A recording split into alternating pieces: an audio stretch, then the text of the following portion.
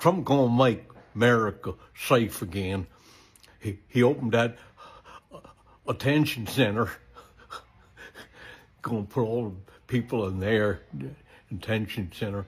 I can't pay my rent this month. You voted for Trump. How do you feel now? Horrible. Horrible. What did you vote for? I voted for change, but I didn't vote for this change. Through tears, wearing an ICE-issued uniform, Cynthia Oliveira. Dear Maga, tell me how the big, beautiful bill is going to make your life better. Go. You do realize that most of you aren't in the right tax bracket to be celebrating, right? Watch this huge MAGA fan realize over time that Donald Trump's big... Yes, welcome back to Team Test Reaction. Kindly for watching me for the first time. Remember to subscribe, like, share and comment. So guys, in today's video is about white people. They are really crying out because Trump really disappointing them because of what the promises that Trump made to these people. They have really failed terrible. So kindly guys, let's watch this video until the end, then come back with more reaction. Over time that Donald Trump's big ugly bill actually hurts him and his family. This was him before the bill got signed into law. I bet y'all don't think Donald Trump's a liar now. No taxes on tips, overtime, and Social Security passed the House today with flying colors in effect after December 31st, 2025. And y'all said he wouldn't do it, but he did the shit in 5 months. But after he actually read the bill and realized that Donald Trump is not only breaking a bunch of his promises, but hurting the American people as well, his tune changed a little bit. Take a look at him now. You know why we voted for Donald Trump? Because the middle-class man finally thought he was going to get ahead in life. You said no taxes on overtime. Big, bold, beautiful letters. We thought, hell yeah, why would we not vote for that? Then you turn around and pass the bill and it's a crock of shit. It's a tax credit for the people that make a certain amount of money.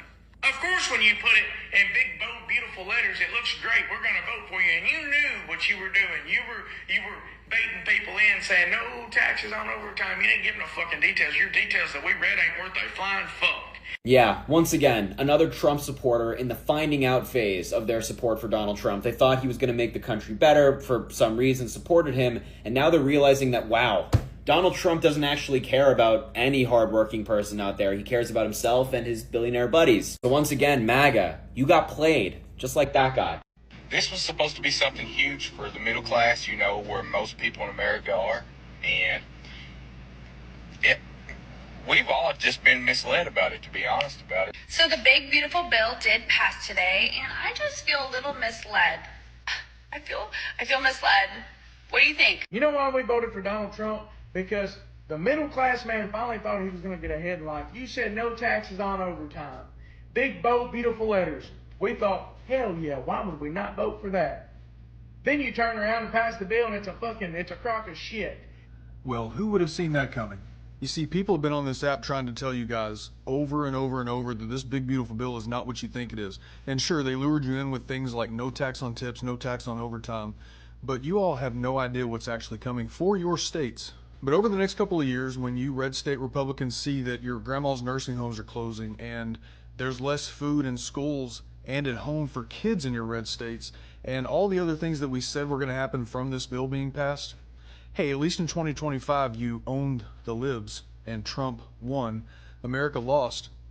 Enjoy the fuck around and find out stage.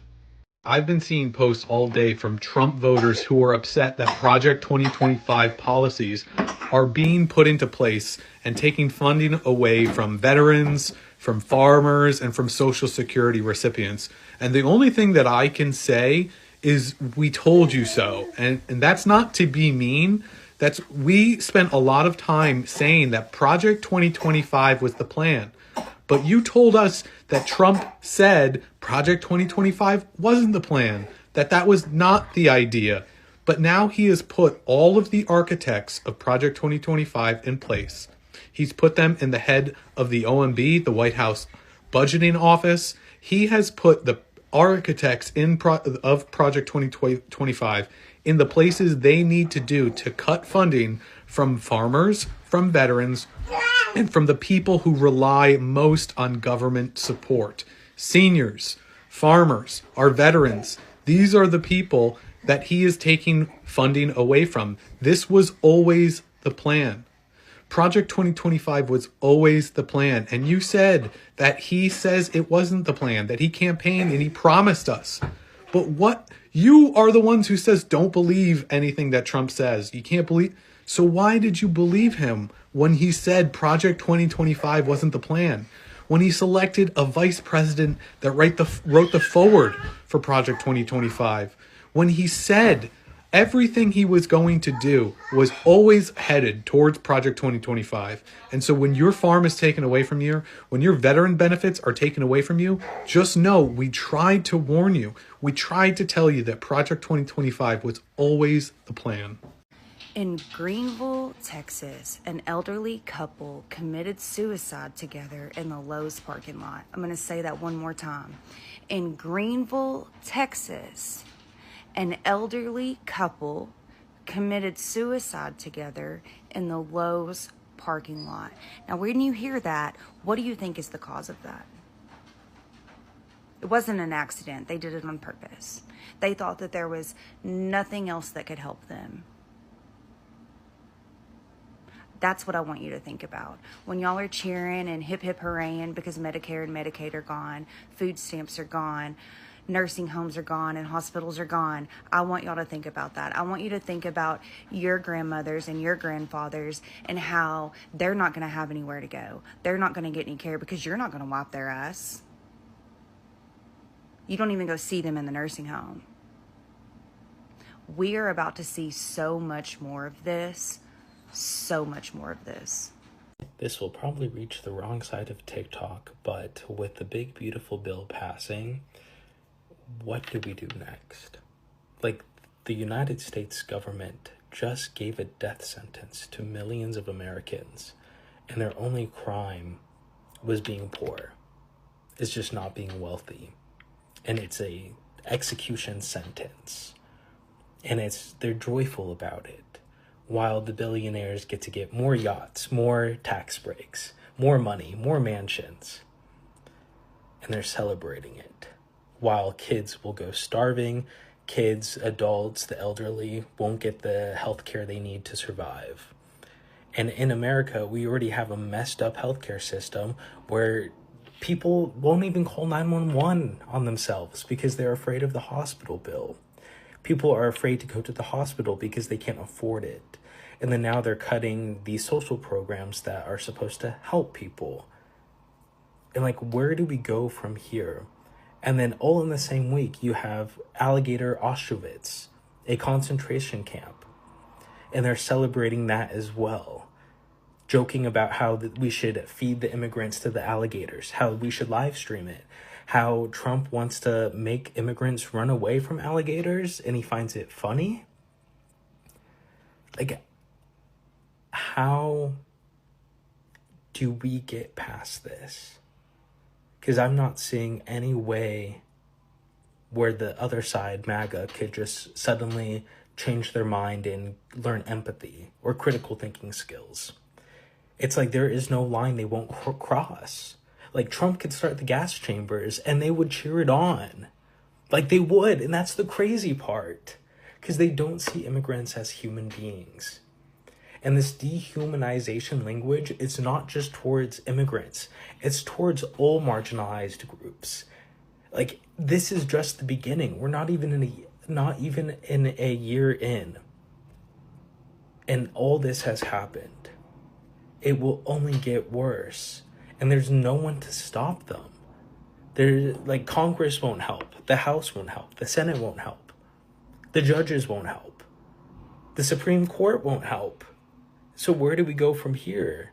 He's militarized the police. He has his own Gestapo. He's militarized ICE. And they don't even have to operate under any sort of, like, laws. They're just like his own little militia. Like, where do we go from here? We've been taken over by, like, white supremacists. And they're out and proud white supremacists, too. I'm just, like,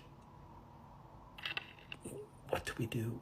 America has reached the pinnacle of its success. We are on a downward spiral. You cannot get pregnant in this country. You cannot get sick in this country. God forbid you have to call an ambulance. The government is taking away all assistance to healthcare, while we produce new stealth bombers that do missions in Iran for other countries. How unfortunate for us, the American citizens. This is the current state of our country. You cannot get sick. God help you if you do. Our government, they're all 90 years old, and all they care about is staying in office. They don't care whether you can survive. They don't care whether you're in debt.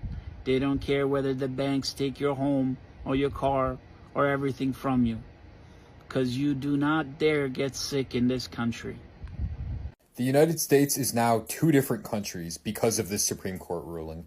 That is not me being hyperbolic. That is not me fear-mongering. That is what is happening right now. They functionally eliminated the federal judicial system. I really cannot emphasize enough just how socially destructive this is for our country. If you live in a red state, there is no rule of law. Your constitutionally guaranteed rights can now be openly infringed on, and if your attorney general does not sue on behalf of you as a populace in your state, it just doesn't matter, right? So the Constitution now acts differently in red states compared to blue states. With this ruling, the court is telling you that the executive branch is allowed to violate the law, violate the Constitution. It doesn't matter. Unless there is a lawsuit individually in every single state, they will be allowed to break the law somewhere in the United States. The Supreme Court did not need to do this. They wanted to do this. The entire case was about birthright citizenship. But because the administration's claim is so blatantly illegal and unconstitutional that if you took a third grader and put the Constitution in front of them, even they'd be able to tell you that you cannot undermine birthright citizenship in this country, that the Supreme Court was like, all right, we don't want to touch that. We can't talk about that. So instead, we'll rule on the issue of nationwide universal injunctions. Just because. There is no more rule of law in this country, okay? The Constitution is not uniformly applied across the states anymore.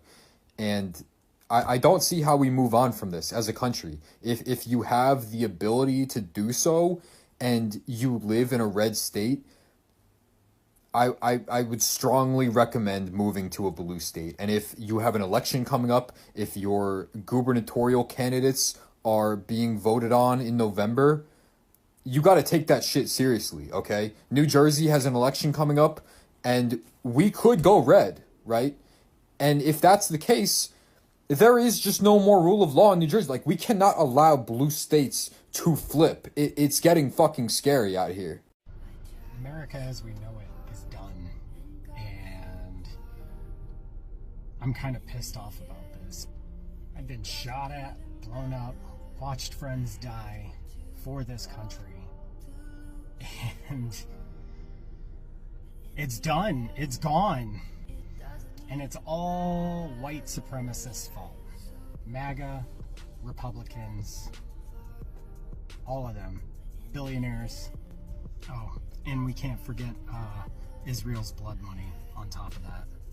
Hello, my fellow Americans. I'd just like to understand if everybody here understands what filial laws are. Because frankly, if they do pass this budget bill that they're talking about passing and Medicaid gets basically defunded to the tune of like $1 trillion, well, hospitals that rely on that funding and nursing homes that rely on that funding, well, they're basically going to have to go back to privatized care. And if they go back to privatized care, well, I'm going to be honest with you, a couple shareholders are going to get rich. Our claims are going to get automatically set to denials. And, you know, we're going to be on the hook financially because filial laws are applying in like 30 states. So you should really understand what that's going to mean for you, because basically it's saying that they can hold you civilly or criminally liable for not paying for your elderly parents and or in some cases grandparents medical care. Okay, in my situation, you may only have one living parent left, and he might have been an abusive piece of shit because he was an alcoholic and an addict, and honestly, you might not want to do that. You might rather want to go to jail. than do that. So frankly, I think everybody should understand what it is that these people are voting for. And I know a lot of people were concerned about overtimes and taxes on tips and things. That's just the tip of the damn iceberg when it comes to this bill, okay? And a lot of people that are voting for it haven't even read the whole thing. They've basically said that, okay, which I don't understand how that's even possible, because I know in my past position, if I didn't read a contract but I bound the company to it, I'd be held fucking liable for that shit, okay? So I would just like to understand what it is we're all doing. And I would also like to understand why it is that MAGA Republicans seem to think that it's okay for their leaders to lie to them, because they said they weren't going to cut Medicaid funding, and they also said that they weren't going to, enact Project 2025. But here we are. But when I told y'all Candace Owens was getting paid to run one of the largest smear campaigns against Kamala Harris, I was crazy, right? But now she's trying to backtrack and blame it on Christianity as to why she no longer supports Trump. It's not Christianity that's got her concerned. It's the fact that they're not paying her anymore, and she thought that her husband in proximity to whiteness and slandering Kamala Harris was going to get her on the up and up with Trump. Promised her a seat just like they promised everyone else a seat, but guess who didn't get one? Because they're still a black woman. I don't know why you thought you were the exception. You were not the exception, you were the rule. Forget, you were posting 12 videos a fucking day during the election talking about Kamala Harris and why no one should vote for her. Let's play the video. But I want to say this, quite seriously. 4 years ago, in 2020, I had no kids. It's an incredible thing to think about. I had 0 children, and now I have 3 children. And I'm so serious when I say that I was so concerned about Kamala winning that my husband and I were having serious discussions about what will happen, what can we do, what is our option. And I know that we're not the only family that truly thought about where will we go if you want to get on here and cry baby tears and say no one told you that Trump was going to be like this. He was never like this. Everybody told you. And you were going to college campuses with fucking Charlie Kirk debating feminists and black women, calling them wrong and saying they had equal privilege as a white man. They paid you for a job. You did that job. But see, just like everybody else that the Trump administration took that job from that they were offered during the election, you're not going to get that seat that you wanted. You're not getting the seat in the administration that you thought you were going to get. No black person ever was, especially not a black woman. And now you're trying to go back to your other blogging page to try to rekindle some of that money you were making during the election. Not happening, Candace. We know who you are. This is a question for Maga.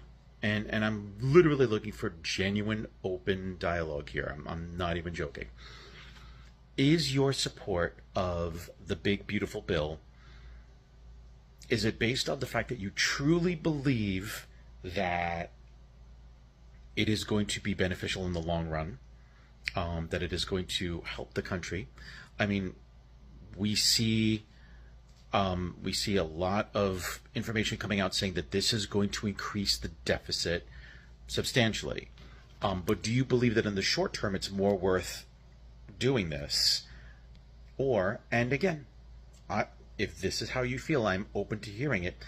Are you of the mind that you are willing to see the deficit increase, you're willing to possibly lose your own benefits, because you feel that there are people in this country that don't deserve those benefits. So even if you suffer, you're okay suffering a little bit, so as long as they lose stuff too. Genuinely, I want to hear this, because really everything that I'm hearing and seeing is bad. We have nonpartisan groups that are basically budget watchdogs, Democrats and Republicans in these groups that are saying this is bad news. We have financial experts with decades of experience saying this looks like bad news. But yeah, I genuinely want to hear why you think that all of their experience, all of their advice, all of their expertise, it doesn't matter. You think this bill needs to be passed. I just want to hear it. Open to conversation. Welcome back to Team Tessie Reaction. Kindly for watching me for the first time. Remember to subscribe, like, share and comment. So guys, hope you have watched a very powerful message from those white people. They are crying out for Donald Trump because they elected Donald Trump fully 100%, trusted him with their votes, and seeing that Trump will be a game changer to United States. But now it has reached a time that Trump is no longer helping them. In fact, he is the killing the dream of those wise people. So we have seen how that guy is really crying out that his wife was arrested by the IC agent and detained for so long time, and he has not received his wife, and that shows that Trump government is really causing a lot of pain to those West people, and a lot of people is crying out because of the Trump government. And we have also seen the people regretting for voting for him because they have now admitted that the black people were right for not voting for Donald Trump. And now they are paying the price of electing a brutality leader because Trump is not caring about them. He's just causing them suffer. We have seen now as CIA agent, they are the one who are using to deport all over the people going back to their country. And when those people come to deport you, they don't care. They don't care. They just deport you without nothing. And that's why now black people we knew that Trump is not favoring for us, and Democrats really the best choice, but people voted for Republican, and that's now what's happening. People are crying out. A lot of farmers are maybe cannot manage because Maga farmers, you can see how that Maga farmer that is crying. He has lived in United States for over his 99 years. Trump maybe giving them overtime. There's no overtime. They are given the paid low wages, low salaries is being paid for the people of white people. And that's why now crying out that Trump administration is really failing them. United States is failing because in coming years we will not have a great America, but we have a fall America because it's falling. And somebody who's causing this falling is Trump administration. Is not Trump is not listening for the people. He's bullfighting for the people. He's bullying white people. And so white people now have realized that we black people were right because when Trump started with war with the black people by implementing some restriction, causing us not giving us the lost green card, getting a visa expensive. Those white people celebrated, but it's just a time that now Trump has turned against them and saying that we black people we were right. eh? We were right for voting for Democrats. Now farmers, no labor shortage in their farms. No more workers are working in their farms because of this enemy Trump. So as we elect leader kindly guys, let's elect a leader. And we have seen now Trump going now interfering with Iran, taking funds financing Israel, taking the funds of United States and going to finance other countries.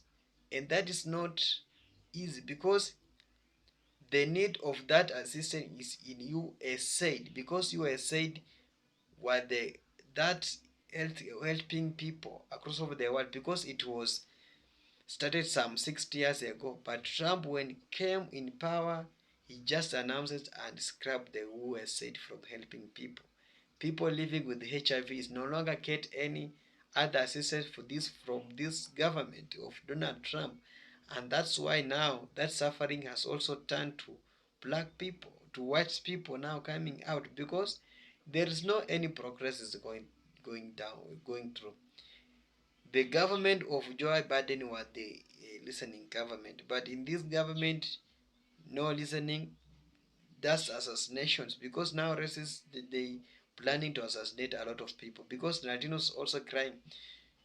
You cannot find a government that each and every community is crying out because Latinos is crying, We have seen crying from across all over those other countries crying because of the Donald Trump. So kindly guys, as I conclude, let's elect the leaders, not elect the bullying leaders. Let's have unity. And this is a lesson for white people, because you have been disrespecting for black people for so long. So it's now high time we come together, we united, we do our protest against the policies of Donald Trump, and he will listen for us. So kindly guys, for watching for the first time, remember to subscribe, like, share, and comment. Team Tessie Reaction is my name. Bye for now, and may God bless you.